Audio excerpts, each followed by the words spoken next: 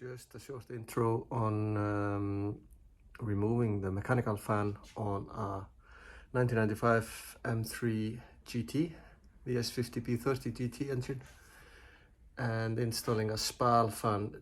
The fan I got is in the description. And here is the car. It is a twin turbocharged M3 GT. Full vanos working, original Plenium silicone couplers modified for the turbo with water methanol injection, and doing around, it's difficult to say, but probably north of 550 horsepower and north of 700 newton meters. Horsepower is at 6,000 RPM, so we got a further 1,500 RPM, which I don't really use, and then the torque is at around 3,600 RPM, 700 newton meters plus. Hello guys, didn't find any videos on YouTube on installing electric fan on the European E36 M3 with the S50B30 or B32.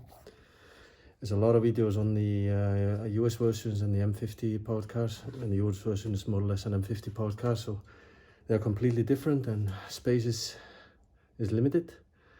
So this is I'm working on my 1995 M3 GT, which I've converted into a B-turbo, and I've had not really overheating issues, but in traffic and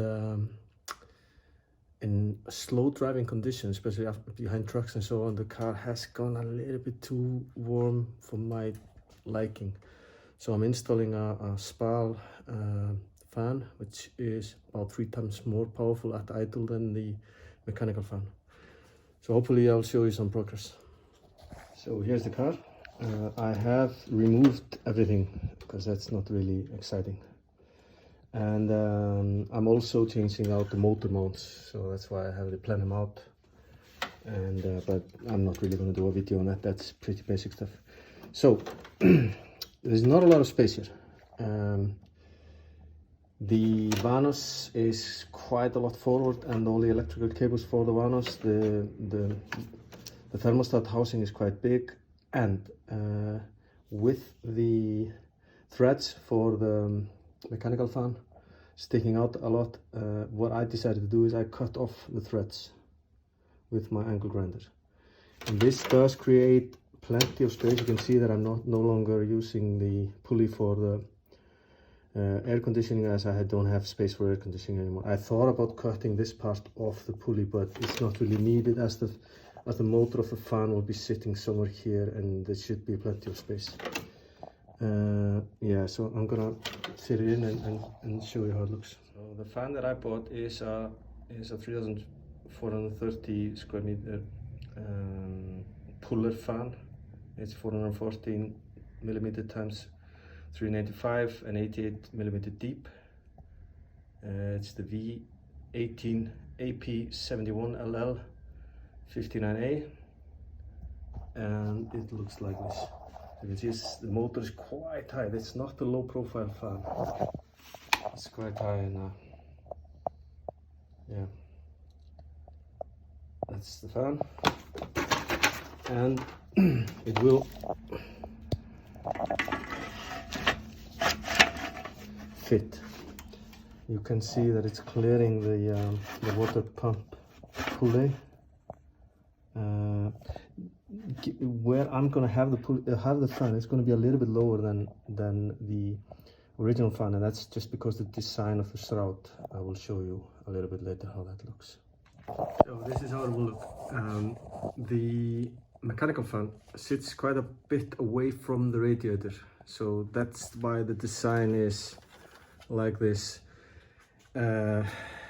It's the same size, virtually the same size as this electric fan, but it is just sitting on a different location. So actually this fan will be pulling also from a bigger part of the radiator than the mechanical fan is doing. And I'm quite keen on using the original shroud with all the trimmings, just to retain the original look of the car. And to control the fan, since I don't have the AC, I'll be using this temperature sensor in the radiator. It's a two-step one, rated at 88 degrees for the lower part and 99 for the higher part. And the wires to control it, the auxiliary fan, which is all installed in the car, and I don't really need to do anything. There is a high power wire and a low power wire, but like the M52 guys and the S52 guys are doing, I will be merging the two plus wires, which means that when the power connector reaches 88 degrees, the fan will more or less spin up to maximum speed, and that's how I want it, because I want the radiator to kick in at 80, or it won't of course be at, I don't know, 88 degrees, but at least for the time being I will be trying to start the fan full power at 88 degrees, so that the system and I'm talking on the warmer days. I went to the Nürburgring in 2022, it was 35, almost 39 degrees ambient temp. The car survived, no problem, but it's just a feel-good factor of having the car a little bit colder than it needs to be at these conditions. Driving the car is fine, there's plenty of airflow. Okay, so I've now connected it using M54 fan connector I had laying around, so I can easily disconnect it if I want to. Just some shrink wrap. And if I now jump the wires, as you can see on other videos on YouTube.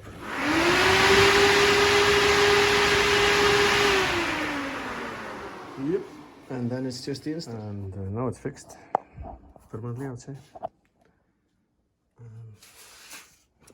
The other side.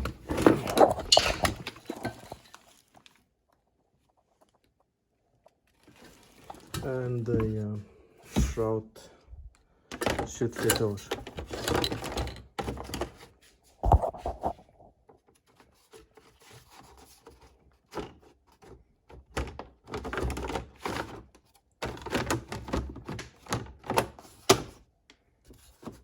Like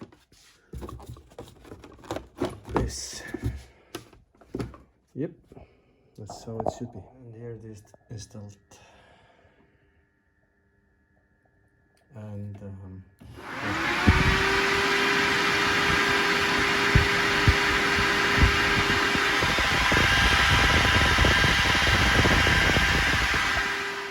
And so it is.